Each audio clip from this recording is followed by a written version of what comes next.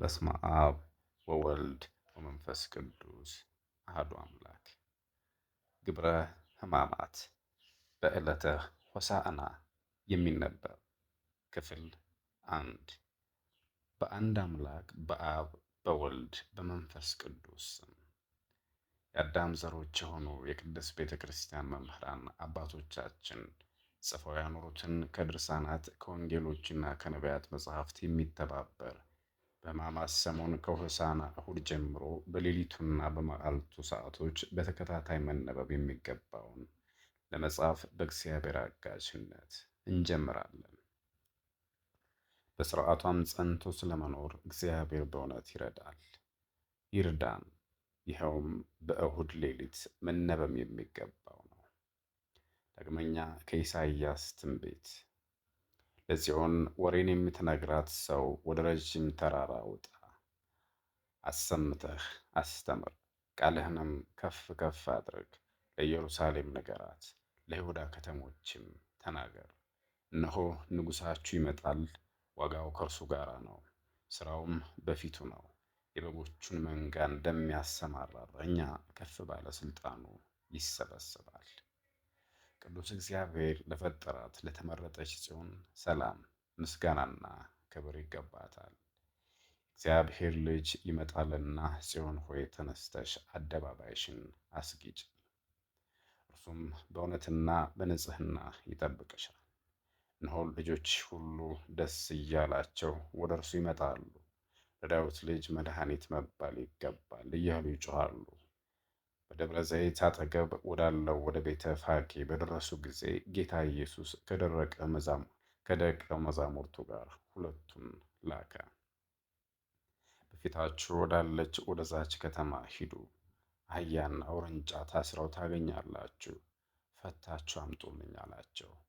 ከሰዎች አንዱ ለምን ትፈቷቸዋላችሁ የሚላችሁ ቢኖር እናንተ ጌታ ይሻቸዋል በሉት። ደቀ መዛሙርቱም እንዳላቸው ወጡ። የታሰሩ አህያና ውርንጫ አግኝተው ፈተው ወሰዱለት። እግዚአብሔር በነቢይ ለጽዮን ልጅ ንጉሥሽ በውርንጫና በአህያይቱ ተቀምጦ ወደ አንቺ ይመጣል በሏት ያለው ይፈጸም ዘንድ። ጌታ ኢየሱስም ወደ ከተማው በር በደረሰ ጊዜ በእጃቸው ሰሌንና የወይራ ዝንጣፊ ወስደው መድኃኒታችን ወደሚሄድባት መንገድ ጎዘጎዙ። ሕዝቡም ለዳዊት ልጅ መድኃኒት መባል ይገባዋል፣ መድኃኒት በአርያም እያሉ ጮኹ። እርሱም የእስራኤል ንጉሥ ነው። ለዚች ታላቅ ሥራ አንክሮ ይገባል። በኪሩቤልና በሱራፌል ላይ አድሮ የሚኖር በሰውነት ሥርዓት በአህያና በውርንጫ ላይ ተቀምጦ እርሱም ልዑል ባሕሪውን ሰውሮ በምድር ተገለጠ። በአባቱ እሪና ይቀመጣል። እርሱም በሀገሩ በኢየሩሳሌምም ይኖራል። የዕብራውያን ልጆችም በፊቱ ልብሳቸውን አነጠፉ። ኪሩቤልም ፊታቸውን በክንፋቸው ሸፍነው በተዘጋጀ አንደበታቸው ያለማቋረጥ ያመሰግናሉ። እግዚአብሔር በመመስገኛው በሳሌም ቤተ መቅደሱ የተመሰገነ ነው። እነርሱም ሰው ሆኖ ላዳነን ለጌታ ለኢየሱስ ክርስቶስ ለዳዊት ልጅ መድኃኒት መባል ቡሩክ መባል ይገባዋል እያሉ የሚያመሰግኑ ሆኑ።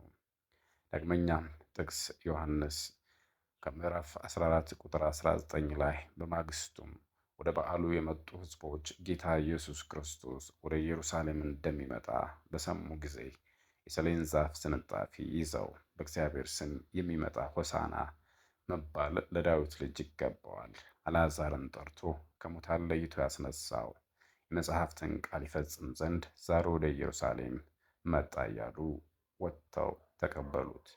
የዕብራውያንም ልጆች ሰሌንና የዘይት ወይም የወይራ ዝንጣፊ ይዘው ለዳዊት ልጅ ሆሳዕና መባል ይገባዋል እያሉ ከእሳቸው ጋር አመሰገኑ። ይህ ማን ነው? ስለ እርሱ ነቢይ የተናገረለት በከፍተኛ ስልጣኑ የሚጠብቀን ገዢ መኮንን ከቤተልሔም ይወጣል፣ እርሱም ለወገኑ ለእስራኤል ኃይልና ብርታት ይሰጣል የተባለለት መሲህ ይሆን? እንጃ አሉ። እነሆ ለዳዊት ልጅ ሆሳዕና ተብሎ መመስገን ይገባዋል እያሉ በፊቱ ጮኹ። ይህም እንጂ ወገኖቹን ያድን ዘንድ የመጣ የእግዚአብሔር ልጅ ይሆናል አሉ።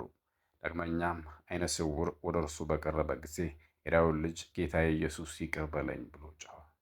እጁንም ዘርግቶ ከመሬት አፈር አንስቶ ጭቃ አድርጎ ዓይኑን ቀባው። ወዲያውም አየ። የማታመሰግን እስራኤል ሆይ ለምን ካድከው? እነሆ ልጆች ለዳዊት ልጅ ሆሳዕና መባል ይገባዋል እያሉ በፊቱ ያመሰግናሉ።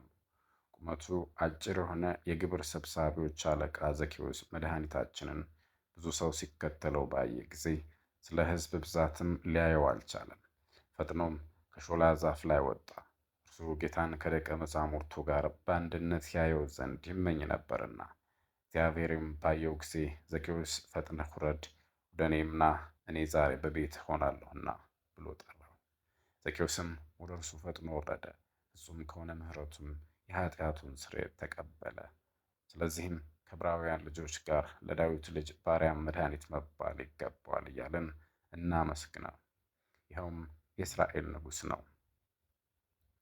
ክፍል 2 ንጹሕ ክቡር የሚሆን አምዳዊው ስምዖን የደረሰው የሆሳዕና በዓል በተደረገበት በከበረች የክርስቲያኖች ሰንበት የሚነበብ።